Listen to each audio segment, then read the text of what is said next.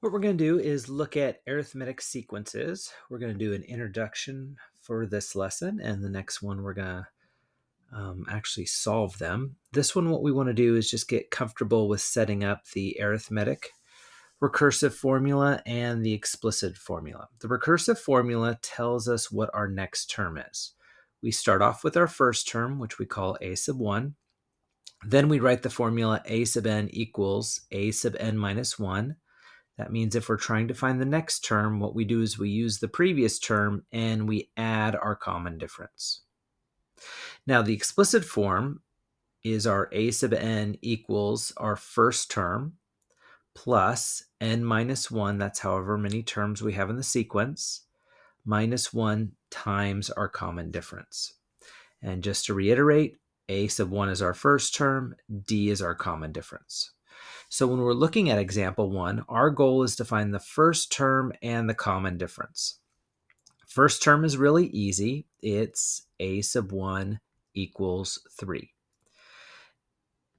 Now, our common difference is a little bit more difficult. Common difference is what's happening between the numbers, and we can see that each time we're adding 2.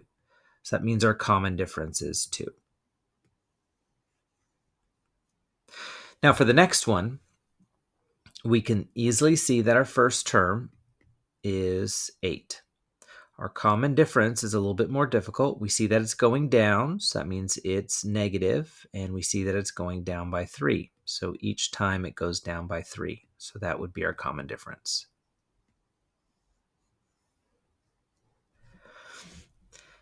Now for letter C, once again, our first term is really easy. It's a sub 1 equals 1. Then when we're trying to find our common difference, what we notice is that it's going up by 4. So that means that our common difference is 4.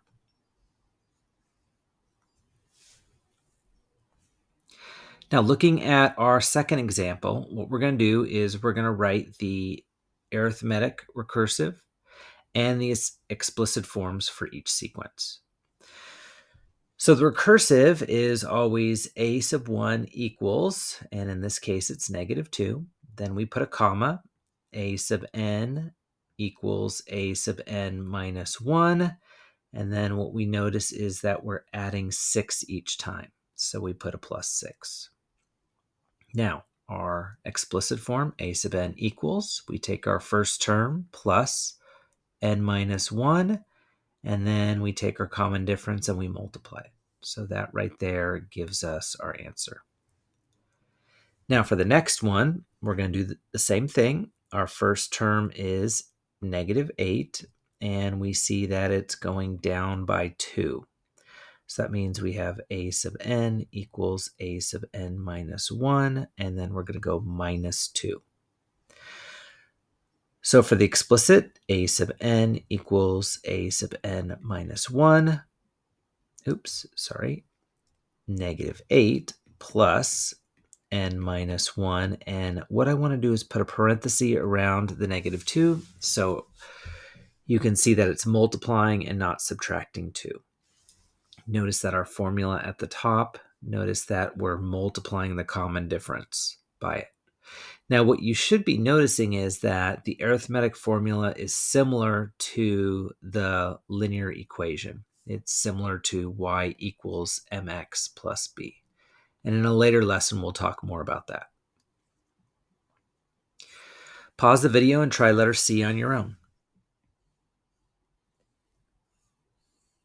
So for letter C, we have a sub 1 equals 3. A sub n equals a sub n minus 1. And what we notice is that we're adding 5 each time. For our explicit, we have a sub n equals, our first term is 3 plus, and then we have n minus 1, and then we have 5.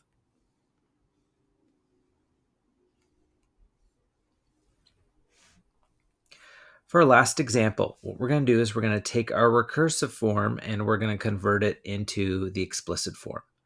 We see our first term, we see our common difference. So we have a sub n equals 5 plus n minus 1. and then we have 7. For the next one, a sub n equals -2 plus n minus 1. And then since it's -2, I'm going to put the minus inside of a parenthesis. So that way it looks like multiplication instead of subtraction. Pause the video and try letter C on your own. We have a sub n equals, we have 10 plus, and then we have n minus 1.